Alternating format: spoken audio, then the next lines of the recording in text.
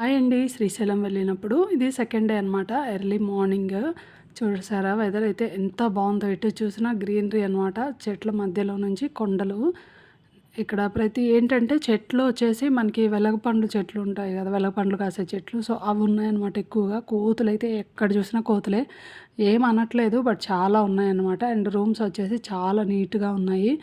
మేమైతే స్టే చేసిన హోటల్‌లో ఇక్కడ తులసి మొక్క చూసారా? తులసి కోట ఫస్ట్ టైమ్ ఇలా డిజైన్ చూడడం నేను. ఇంకా అక్కడే వినాయకుడు కూడా ఉంటే దండం పెట్టేసుకొని బ్రేక్‌ఫాస్ట్ చేయడానికైతే బయలుదేరాము. పూరి, ఇడ్లీ తీసుకున్నాం. నాకు చట్నీ అయితే అంతగా ఏం నచ్చలేదు. ఇంకా సాంబార్‌తోనే తినేసి సెకండ్ డే అక్కడ ప్లేసెస్ ఉంటాయి కదా! దేవుడికి సంబంధించినవి ఇంకా అవి వాటిని దర్శనం చేసుకొని వద్దామని చెప్పేసి అయితే బయలుదేరాము.